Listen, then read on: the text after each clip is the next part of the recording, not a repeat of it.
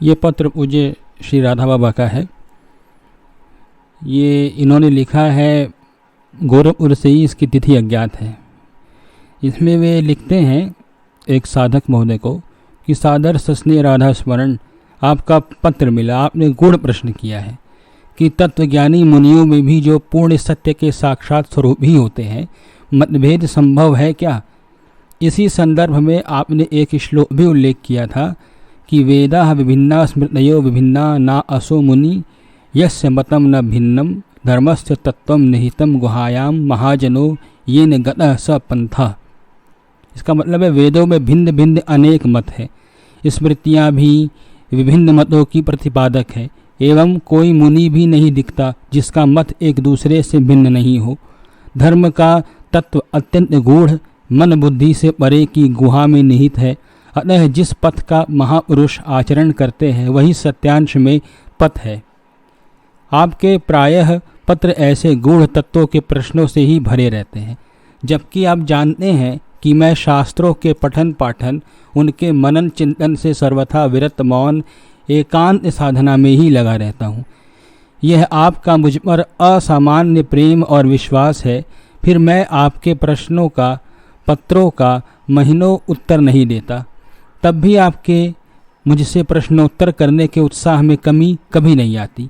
मेरा तो यही निवेदन है कि ऐसा ही शुद्ध प्रेम आप मुझसे सदा करते रहें। आपके प्रश्न का उत्तर जैसा श्री कृष्ण प्रेरणा दे रहे हैं वैसा लिख करके दे रहा हूँ।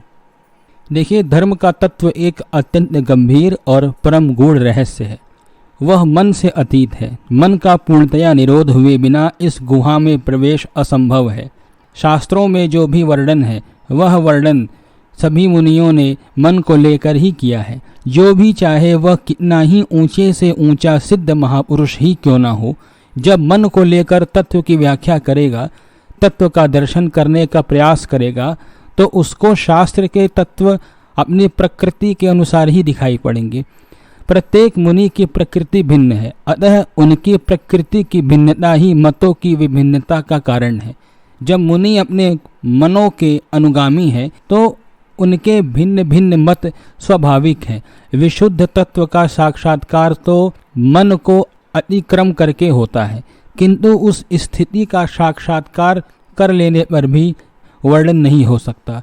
कारण यही है कि वर्णन करने के लिए मन वाणी की आवश्यकता होगी ही। प्रत्येक वाणी एवं शब्द पीछे के मन की पृष्ठभूमि रहती ही है। जहाँ मन है वहाँ विकल्प होंगे ही। स्वरूप साक्षात्कार वितर्क समाधि द्वारा भी संभव है। प्राचीन काल के योगियों ने वितर्क समाधि द्वारा प्राप्त ज्ञान का ही विवरण जनता के सम्मुख व्यवहार भूमि में दिया है। ये सभी विवरण विकल्पमय हैं। तत्व का साक्षात्कार वहाँ होता है जहाँ मन रहता ही नहीं।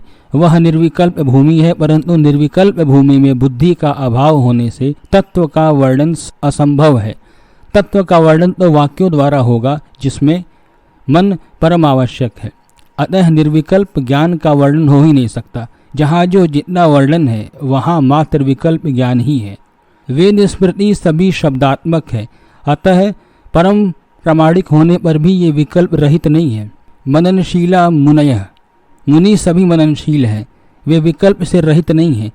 इसीलिए मात्र इन मुनियों की वाणी के अध्ययन से विकल्प रहित तत्व की उपलब्धि नहीं संभव है।